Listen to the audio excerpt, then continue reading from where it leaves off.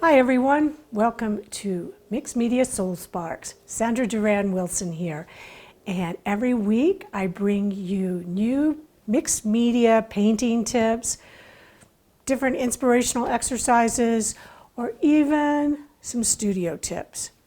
Today we're gonna make a big mess. I call it Mix It Up, and I'm starting with this panel. It's a Ampersand Gesso board, but you can work on paper, you can work on canvas, whatever you want.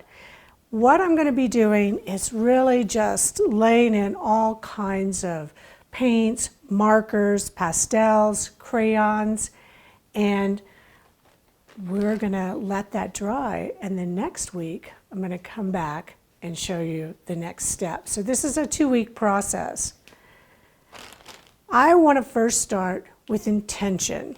And I do this a lot of times in my paintings, that I will start with a word, a poem, an idea that's written into the piece. And it gets completely covered up, but perhaps you might want to have it show through. That's up to you. So I'm going to write play, because that's what we're going to be doing today. And if you notice that color, this is a Lyra Graphite pencil, and it moves when it gets wet. I have another one that is non-water soluble, and it doesn't move. So we're going to just take a quick look at that, and you see how I can get that graphite to move, but I almost get like a shadow effect right off the start.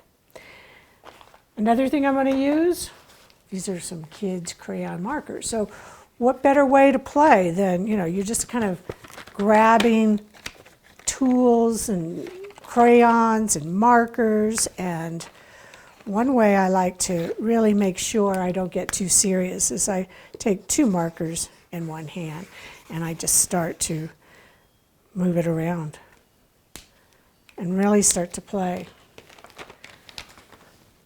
Now these are some fun pastels. They're oil pastels. I think the hardest part is getting them open. Let's see if I can do that. There we go.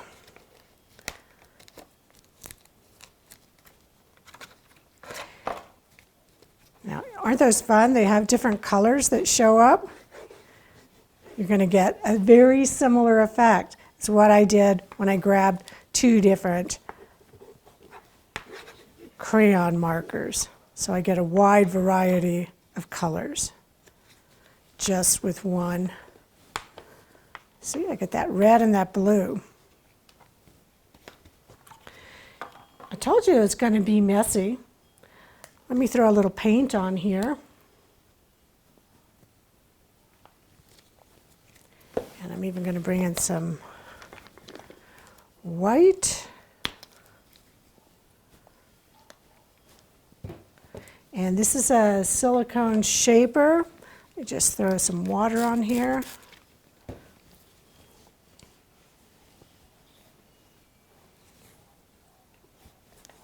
Some of these things start to blend and others resist. Those oil pastels start to resist. This is some nice little resist techniques that are happening with the markers and the pencils, the white. Put a little more water in here. Move some of this over here. Oh, let's go in with some inks. Now, inks have a very different viscosity than paints.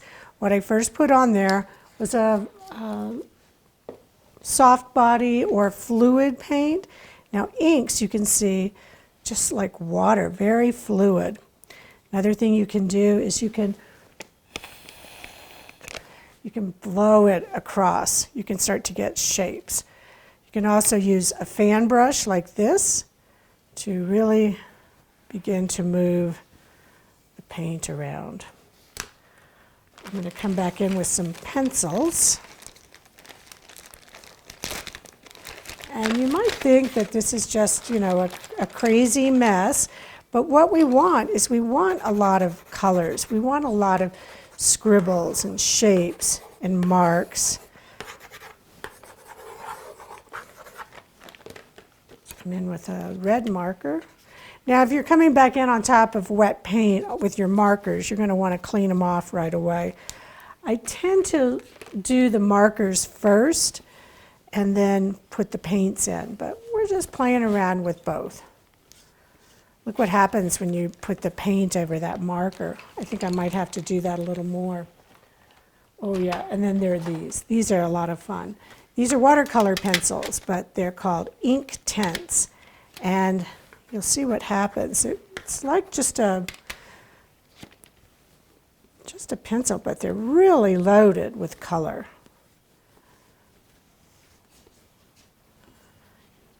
Now, I want to bring some white back in and start to add some other colors in here.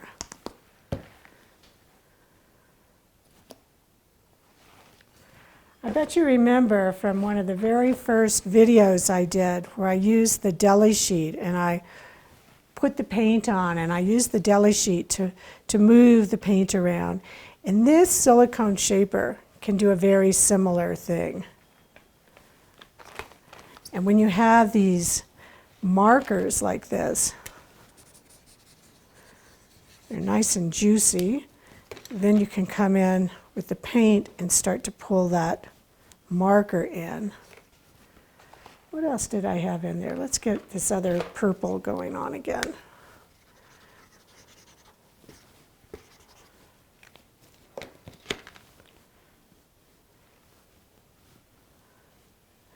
Do you notice that I'm not mixing everything to where it's a muddy mess? I'm kind of picking and choosing certain areas. And when you do this, you might want to let this dry. Then you're going to come back in and you're going to add some more colors on top. But I just wanted to share with you some of these tools.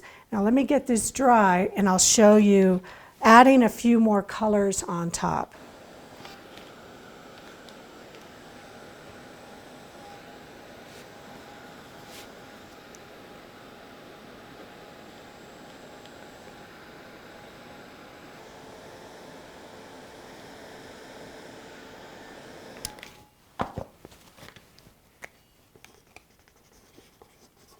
So when the paint is dry, I can come back in with more markers.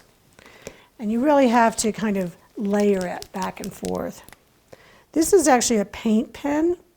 This is acrylic paint in here. So you see I can get some dots.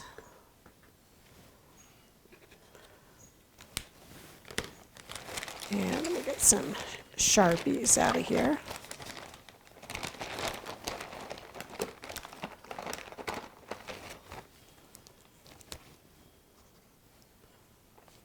A brush tip on here.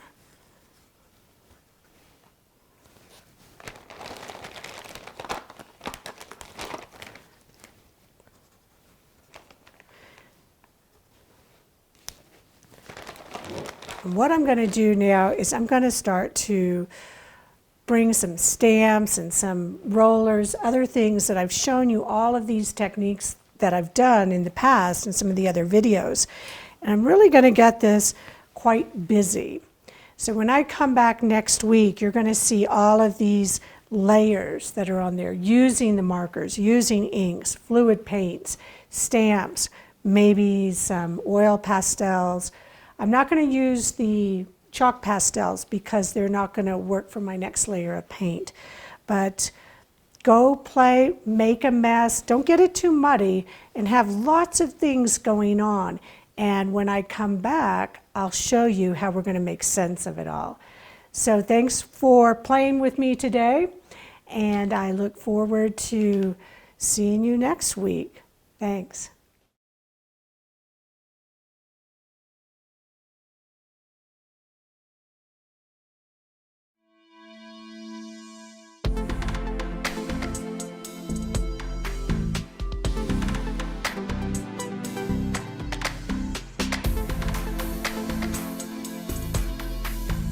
Join the community and share your creations on social. Use the hashtag MixedMediaSoulSparks. I look forward to seeing your comments in the comment section.